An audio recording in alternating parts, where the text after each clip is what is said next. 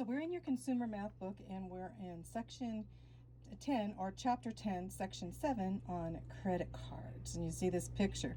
People are throwing credit cards all over and they're getting in debt a lot of times because they don't know how much money they're paying for interest and for penalties and all these things that go along with credit cards, if they don't pay off their credit card every month. So credit cards are another form of borrowing. They're like, I want to have that now and I'll pay later.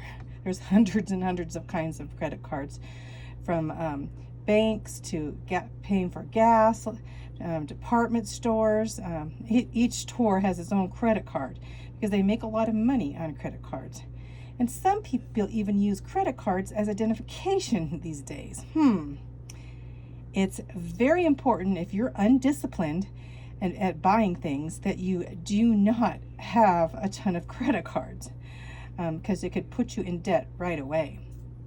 So with credit cards, all you have to do is you present your card and you receive your merchandise. Of course, you're going to have to usually sign for the merchandise on your card. It'll go on your card, and the credit card company will pay the bill. Then the store will have to pay, of course, ends up paying the credit card with, going through. And in the midst of this, the store pays only a small percentage of the sale, right? So they have to pay a little a little bit of money for the percentage too. So a lot of times certain stores do not like to use certain credit cards, right? If you pay off your credit card and have just a couple maybe, and you pay them off every single month, you will not be charged interest at all. And credit cards work very well in that way. And that way you do not have to carry a lot of cash, and you don't have to write out checks and everything. It will be all recorded on your credit card. We have a credit card we use for almost everything, but we pay it off every single month. And if there's some time we cannot pay it off, then we know we'll have to pay interest, then we stop using our credit card. So credit cards work well for some people that are disciplined, and some people that aren't, they are a nightmare. So if you do not pay it off every month, the next month they're going to charge you a 1% to 2% interest fee will be added to your unpaid balance, and a 1.5% interest fee over a year's time is 18%. So you're paying 18% of what you borrowed. Actually 18% you're paying extra per year, and they also add on a yearly fee of $20 or more. So you're ending up with credit cards, if you do not pay them off every month, you're going to be paying them a lot to use their credit line. So that's the main thing. Now on percentages, a lot of times, again, the percentages could be compounded. We're going to talk about compounded interest and all this too. So just know, when they say, oh, you're only paying like 1%, 2% interest, that really over the year you're going to be paying up to 18% interest. Not too good, right? So we're going to do some problems, but I'm going to go on to the next section and we'll do the problems later. Or maybe I'll go over the model problem at least, so you know what to look for in a test. So, sorry. Here's a model problem. So we have Nola has unpaid balance of $140 on her credit card, plus $63.80 in new charges for the month, and she's charged an interest of 1.5% on the unpaid balance. How much is her total credit card bill? Okay, we can find this. First of all, we find the interest charge on $140. So we take 140 times 1.5% would be 0.015, and we get the interest of $2.10 on $140. So we have that amount. We're going to have to be charged to an annual. But now, by using the simple interest formula, the interest rate would have to be charged to an annual rate of 18%. And so the time would be 1/12 of the year. So we have the unpaid balance of $140. We have to add the interest charge to that and the new charge, which is $63 that she spent, and now her total bill is going to be $205.90. But because of paying this interest rate of 1%, she's really paying 18% per year. But you can see that they wanted to know, what was the question? How much is her total credit card bill? It would be $205.90 because you added her new charge and then you added the interest rate. So those are not very hard to do. Just adding your new charges and adding the interest rates that you're going to be paying. So let's go on to the next section.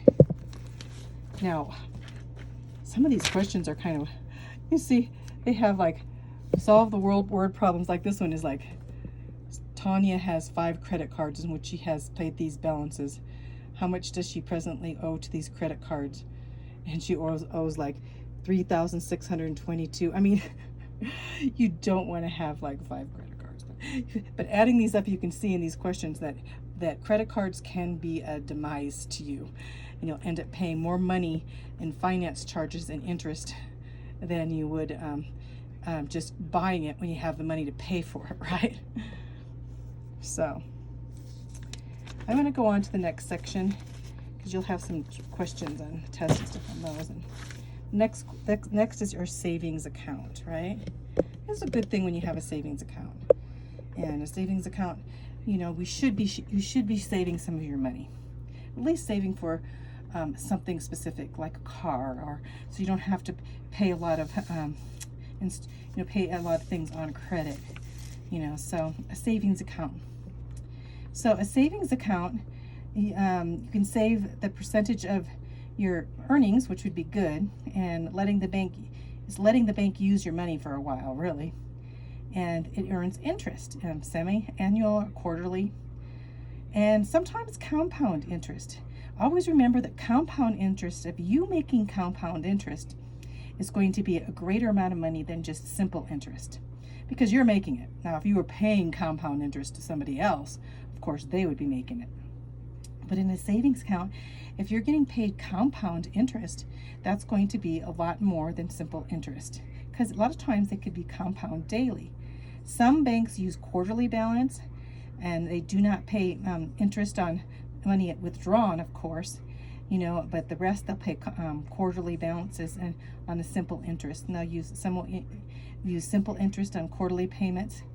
That's paid 4 times a year interest. And others, compound interest with 3% quarterly. Let's look at that. Okay. So when we're finding compound interest, that's what we're going to get. It gets a little complicated. It's hard to figure out. You have to have a calculator when you're doing compound interest.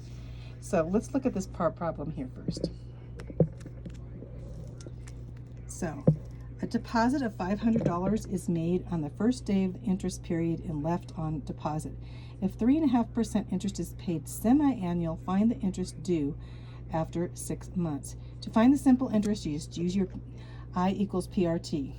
That's an interest one. So you're going to put down your $500 is the deposit of $500. You're going to put down 3.5% interest and change that to decimals. It would be 0.035, right? And it's going to be on 6 months, which is a half a year. You calculate that up, and you're going to get interest equals $8.75. So you're paying $8.75 on that interest in the bank. That's simple interest. Now we're going to get into something. When you're trying to do compound interest, get out your scientific calculator. That's what I say. So anyway, here we go. The Freedom Bank pays 3% interest compound daily. So every day they're calculating, every single day, from the date of deposit into the date of withdrawal. Compute the interest earned on November 23 if the balance is $450. So, okay, how do we do this? First of all, we find the quarterly rate of interest. So the quarterly rate, it says from the compounded deposit with the quarterly rate, Freedom Bank pays 3% compounded daily, and compute the interest, the balance. So first of all, they find the quarterly, basically taking this 3% and dividing it by 4, which will get 0.005. That's the quarterly rate. Because yearly rate is that pays the interest compounded. The yearly rate would be 3%. Quarterly, you divide it by 4. Find the daily interest rate to 7 decimal points. You got to use a calculator, dividing by the number of days in the month. So every day they're going to have to calculate the rate that you're making. And that's what they do in the bank. They do it on computers now. So how they do this, and you're not going to make you do it right now, especially because it's going to take a little bit of each doing is actually you count up the days. So you're going to divide the quarterly rate by the number of days. So in October, there's 31 days. In November, there is 30 days. In December, there is 31 days, and there's a total of 92 days. So you're going to take this quarterly rate now and divide it by 92, and this will be the daily rate.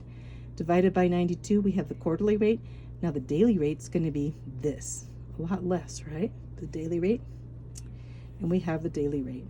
Then find the interest earned on November 23rd by multiplying the balance by the daily interest rate. The daily rate, the balance, $450, divided by, or times this daily rate, and you'll have amount of interest. So you made 4 cents. That's how they calculate it on 450 being that daily rate. Okay, let's see. The balance was 450. So that's what you do. 450 times the daily rate, and you got that. So, and they do these on computers. So at least you know how to do it, though. Basically, daily rate is every day, and you find out how many days in each month, and they calculated it every single day. So that's in a savings account. So the savings account, and there's another way to figure this out about compound interest. So I think I'm going to go on to another video for this, just because I know I'm doing shorter videos, but to do compound interest is going to take a little bit longer because you have a formula. So let's stop there.